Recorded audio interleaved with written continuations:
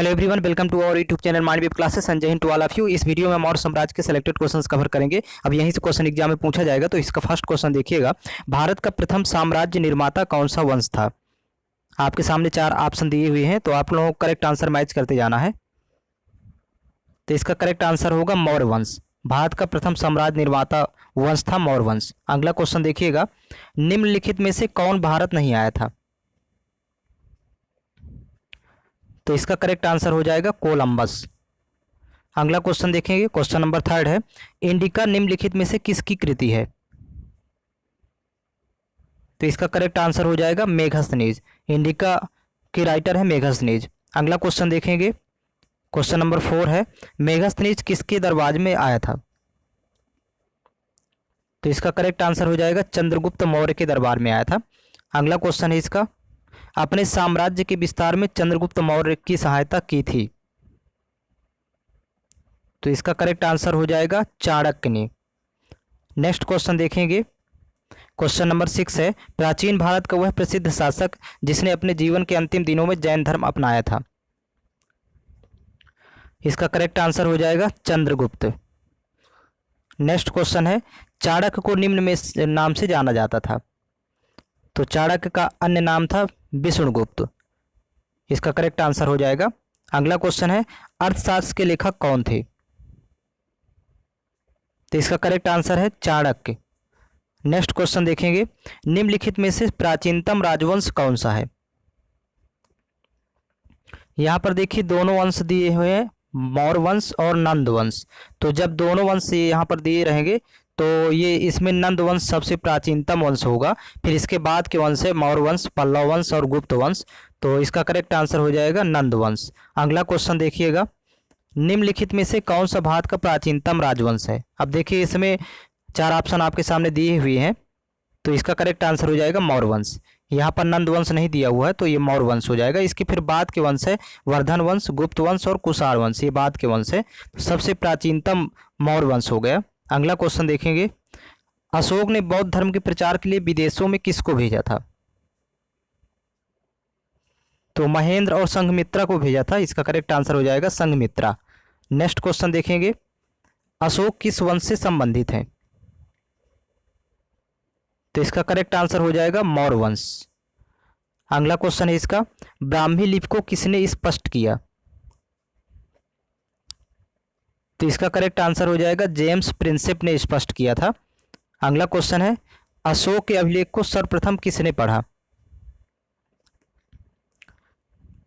तो इसका correct answer हो जाएगा जेम्स प्रिंसेप ने पढ़ा था। नेक्स्ट क्वेश्चन है, अशोक ने इन सभी में से कौन सा धर्म अपनाया। तो इसका करेक्ट आंसर हो जाएगा बौद्ध धर्म। अगला क्वेश्चन देखेंगे, अपने अभिलेखों में प्रायः जिस नाम से अशोक संदर्भित है वह है। तो इसका करेक्ट आंसर हो जाएगा प्रियदर्शी। अगला क्वेश्चन है, सम्राट अशोक पर कलिंग युद्ध के प्रभाव को निम्न पर देखा जा सकता है। तो इसका करेक्ट आंसर हो जाएगा चट्टान आलेख पर, ये इसी को शिलालेख कहते हैं। नेक्स्ट क्वेश्चन देखिएगा, क्वेश्चन नंबर 18 है, किस स्थान के निकट प्रसिद्ध कलिंग युद्ध लड़ा गया था। तो इसका करेक्ट आंसर हो जाएगा उड़ीसा के निकट धौली। ये धौली याद रखेंगे इसको। अगला क्वेश्चन देखिएगा, सारनाथ में किस सम्राट का स्तंभ है। तो इसका करेक्ट आंसर हो जाएगा अशोक का। अगला क्वेश्चन है इसका, मौर्य साम्राज्य में प्रचलित मुद्रा का नाम क्या था। तो इसका करेक्ट आंसर है पण। मौर्य साम्राज्य में प्रचलित मुद्रा का नाम पण था। अगला क्वेश्चन देखेंगे, निम्नलिखित में से कौन मौर्य वंश का शासक नहीं है। इसका करेक्ट आंसर हो जाएगा अजातशत्रु, ये हर्यक वंश का शासक था। अगला क्वेश्चन देखेंगे, मौर्य वंश का अंतिम राजा कौन था। तो इसका करेक्ट आंसर हो जाएगा बृहद्रथ, ये मौर्य वंश का अंतिम राजा था। अगला क्वेश्चन है, प्रसिद्ध सांची स्तंभ किसके समय में बना था। तो इसका करेक्ट आंसर हो जाएगा सम्राट अशोक के समय में बना था। अगला क्वेश्चन देखेंगे, पाटलिपुत्र निम्नलिखित में से किन नदियों के संगम पर बसा है। तो इसका करेक्ट आंसर हो जाएगा गंगा और सोन नदियों के संगम पर बसा हुआ है। अगला क्वेश्चन है, अशोक ने किस युद्ध के बाद बौद्ध उपदेशों को अपना लिया था।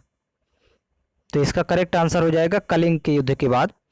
अगला क्वेश्चन है प्रसिद्ध कलिंग युद्ध कब लड़ा गया था? तो इसका करेक्ट आंसर हो जाएगा 261 बीसी पूर्व। नेक्स्ट क्वेश्चन देखेंगे, चंद्रगुप्त का पुत्र खालिस्तान मौर्य साम्राज्य के सिंहासन पर बैठने वाला दूसरा शासक था। तो चंद्रगुप्त का उत्तराधिकारी था बिंदुसार। इसका करेक्ट आंसर हो जाएगा बिंदुसार। अगला क्वेश्चन है, सम्राट अशोक किसके उत्तराधिकारी थे?